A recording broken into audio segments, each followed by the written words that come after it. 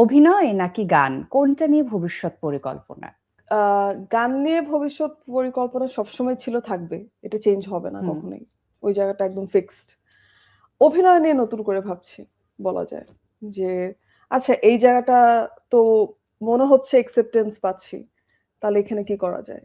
তো হুম। এই নেশাটা নতুন আরেকটু বেশি হয়েছে আমার আমার মনে হয় এই কাজটা করার পরে। হ্যাঁ, কারণ আগে এই প্রশ্নটা করলে আমার মনে হয় যে কিছুই ভাবতে হতো না। হ্যাঁ, হ্যাঁ, তাই না? মানে হ্যাঁ, কপালে হ্যাঁ, কোনো হ্যাঁ। ভাঁজ আসতো না, চোখ হ্যাঁ, বন্ধ এখন করে একটু আমি গানটাই বললাম যে হুম, হ্যাঁ, গানটা তো মেইন জায়গা। বাট ওটা অভিনয়তেও থাকবেই আছে। হ্যাঁ, সবসময়। হ্যাঁ। অভিনয় আমার নেশার নতুন হয়েছে বলা কারণ যায়। এরকম একটা সুন্দর লাভ স্টোরি বা হ্যাঁ, এরকম ক্যারেক্টারে যে আমরা জেফারকে দেখব, অ্যালেন স্বপনে এইটা যেভাবে একদমই দেখেছিলাম ডিফারেন্ট। সেটা একটা একরকম। আলাদা রকম ছিল। মনোগামীতেও আরেক রকম ছিল। হ্যাঁ, আলাদা রকম ডিফারেন্ট, ছিল। হ্যাঁ। আর এখানে মানে নতুনভাবে যেন এটা আমরা আবিষ্কার হ্যাঁ, করলাম। মানে ডিফারেন্ট একটা মানুষ ছিল। হ্যাঁ, জি, একেবারে, জি। একেবারে। হ্যাঁ। Next one. এখানে শুধু সিকোয়েন্সটা আর কি আচ্ছা, জেফারের হাতে এই। ঘুরে হ্যাঁ। নাম ঘোষণার আগেই আপনার দিকে ক্যামেরা ধরা হয়। সেই সময় কেমন অনুভূতি কাজ করছিল?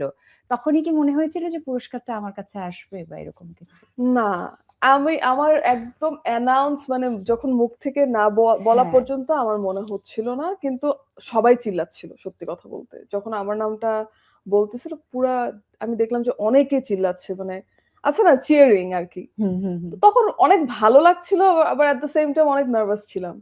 কিন্তু I was not sure at all. তো যখন নামটা নিয়েছে আমি তো হুম। আমার একটা ভিডিও আছে, আমি পোস্ট করছি যে আমি করে আছি। খুব বাজে। তো আচ্ছা, হুম, এটা তো দর্শকরা ভালোবেসে জেফারকে সিলেক্ট করেছে হুম, যে এই অ্যাওয়ার্ডের জন্য।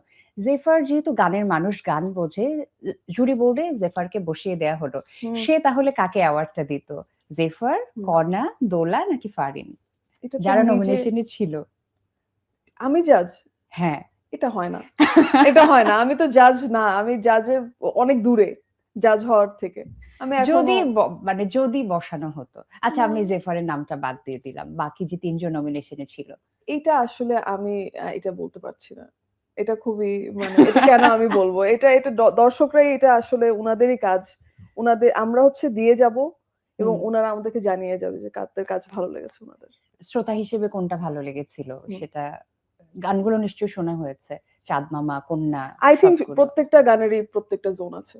সো আলাদা আমি হ্যাঁ, জায়গায় হ্যাঁ, আলাদা রকম ভাবে অ্যাবসোলিউটলি। জি, সুন্দর। জি। ওকে।